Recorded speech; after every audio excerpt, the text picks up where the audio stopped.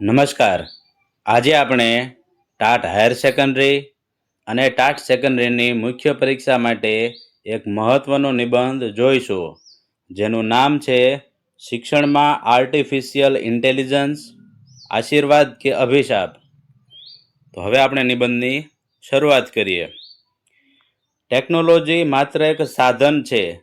બાળકોને એકસાથે કામ કરવા અને તેમને પ્રોત્સાહિત કરવા માટે શિક્ષક સૌથી મહત્વપૂર્ણ છે. આ વિધાન બિલ ગેટ્સે કહ્યું છે. હવે આપણે પ્રસ્તાવના જોઈએ. 21મી સદી એ વિજ્ઞાન અને ટેકનોલોજીની સદી છે.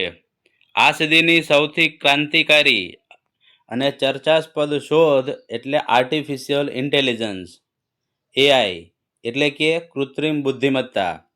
માનવ મગજની જેમ વિચારી શકે, નિર્ણય લઈ શકે અને સમસ્યાઓનો ઉકેલ લાવી શકે તેવા કમ્પ્યુટર પ્રણાલીના વિકાસને એઆઈ કહેવામાં આવે છે.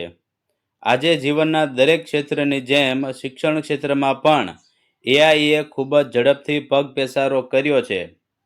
Chat GPT, smart tutoring system અને લર્નિંગ એપ્સના કારણે શિક્ષણની પરંપરાગત વ્યાખ્યા બદલાઈ રહી છે.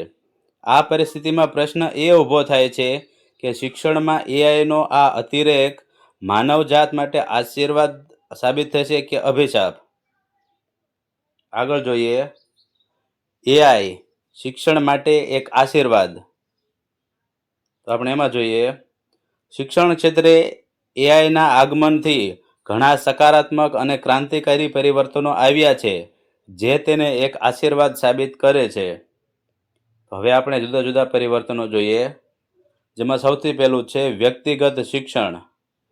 પરંપરાગત વર્ગખંડમાં એક શિક્ષક 30થી 40 વિદ્યાર્થીઓને એકસાથે ભણાવે છે, જ્યાં દરેક બાળકની શીખવાની ગતિ અલગ હોય છે. એઆઈ વિદ્યાર્થીની શીખવાની ક્ષમતા અને રસને સમજીને તેના માટે વ્યક્તિગત અભ્યાસક્રમ તૈયાર કરી શકે છે. બીજું છે શિક્ષકોના વહીવટી કાર્યમાં રાહત. અંદર જોઈએ, શિક્ષકોનો ઘણો સમય હાજરી પૂરવામાં, પેપર ચેક કરવામાં, રિઝલ્ટ બનાવવામાં અને વહીવટી કામોમાં વેડફાય છે. એઆઈ આ તમામ કાર્યો સેકન્ડોમાં સચોટતાથી કરી શકે છે, જેથી શિક્ષકો પોતાનો સંપૂર્ણ સમય વિદ્યાર્થીઓના માર્ગદર્શન અને શિક્ષણ પાછળ આપી શકે. પછીનો મુદ્દો આપણે જોઈએ, 24/7 શિક્ષણની ઉપલબ્ધતા. એઆઈ આધારિત ચેટબોક્સ અને ટ્યુટોરિયલ રાત દિવસ ગમે ત્યારે ઉપલબ્ધ હોય છે. વિદ્યાર્થીઓ શાળાના સમય બાદ પણ પોતાના પ્રશ્નોનું ત્વરિત નિરાકરણ મેળવી શકે છે.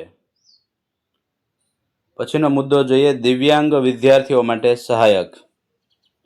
અંદર જોઈએ, અંધ, બહેરા કે અન્ય દિવ્યાંગ વિદ્યાર્થીઓ માટે એઆઈ આધારિત ટેક્સ્ટ ટુ સ્પીચ કે સ્પીચ ટુ ટેક્સ્ટ જેવા સાધનો શિક્ષણ મેળવવાનું અત્યંત સરળ બનાવી દે છે.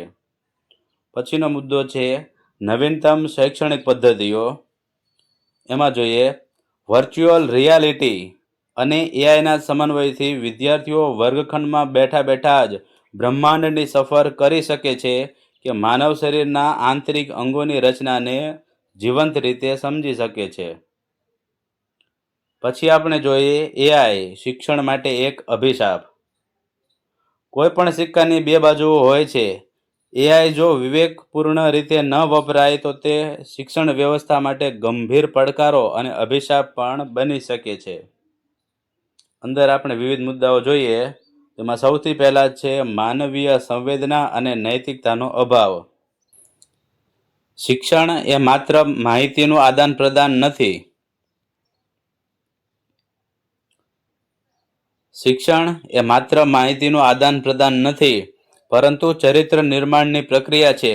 એક રોબોટ કે સોફ્ટવેર ક્યારેય વિદ્યાર્થીઓને સહાનુભૂતિ, નૈતિક મૂલ્યો, શિસ્ત કે સંસ્કાર ન આપી શકે.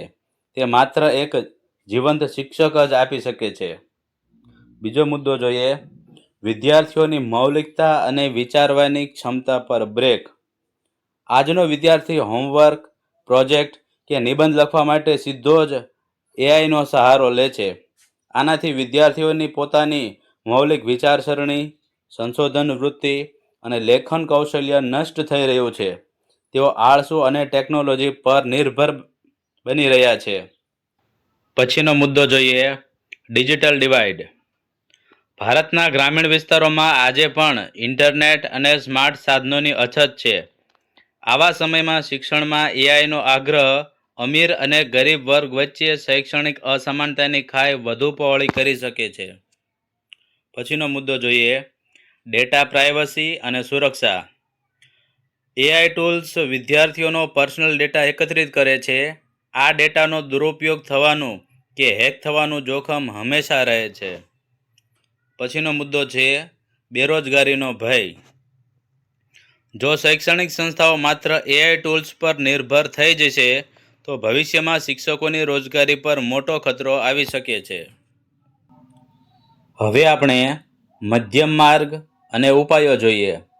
એઆઈને અભિશાપ બનતું અટકાવવા અને આશીર્વાદ તરીકે સ્વીકારવા માટે આપણે ટેકનોલોજી અને શિક્ષક બંનેનો સમન્વય કરવો પડશે. પછી આપણે આગળ જોઈએ, એઆઈ ક્યારેય શિક્ષકનું સ્થાન ન લઈ શકે, પરંતુ તે શિક્ષકના સહાયક તરીકે અદ્ભુત કામ કરી શકે છે. વિદ્યાર્થીઓને એઆઈનો ઉપયોગ કેવી રીતે કરવો તેની સાથે સાથે ડિજિટલ ડિટોક્સ એટલે કે ટેકનોલોજીથી દૂર રહેવું અને નૈતિક મૂલ્યોનું શિક્ષણ પણ આપવું અનિવાર્ય છે. શૈક્ષણિક સંસ્થાઓએ એવી મૂલ્યાંકન પદ્ધતિઓ વિકસાવવી પડશે જેમાં માત્ર ગોખણપટ્ટી કે કોપી પેસ્ટ ન ચાલે, પરંતુ વિદ્યાર્થીની તાર્કિક ક્ષમતાની કસોટી થાય. હવે આપણે ઉપસંહાર જોઈએ. નિષ્કર્ષ રૂપે કહી શકાય કે આર્ટિફિશિયલ ઇન્ટેલિજન્સ એ એક અત્યંત શક્તિશાળી સાધન છે. તે પોતે આશીર્વાદ કે અભિશાપ નથી, પરંતુ તેનો ઉપયોગ આપણે કઈ રીતે કરીએ છીએ તેના પર બધો આધાર છે. અગ્નિથી રસોઈ પણ બનાવી શકાય છે અને ઘર પણ સળગાવી શકાય છે. એઆઈનું પણ એવું જ છે. જો આપણે વિવેક બુદ્ધિપૂર્વક નૈતિક મર્યાદામાં રહીને શિક્ષણમાં એઆઈનો ઉપયોગ કરીશું તો તે ભારતીય શિક્ષણ વ્યવસ્થાને વૈશ્વિક સ્તરે સર્વોચ્ચ શિખરે લઈ જવામાં અમૂલ્ય આશીર્વાદ સાબિત થશે. આ હતો આપણો આજનો નિબંધ, શિક્ષણમાં આર્ટિફિશિયલ ઇન્ટેલિજન્સ આશીર્વાદ કે અભિશાપ. આ નિબંધ તમને કેવો લાગ્યો એ કોમેન્ટમાં જરૂરથી અમને જણાવજો. જો તમને મારો આ નિબંધ પસંદ આવ્યો હોય તો વિડીયોને લાઈક કરજો, કોમેન્ટ કરજો, શેર કરજો અને અમારી યુટ્યુબ ચેનલને સબસ્ક્રાઈબ કરજો. જય હિન્દ, જય ભારત.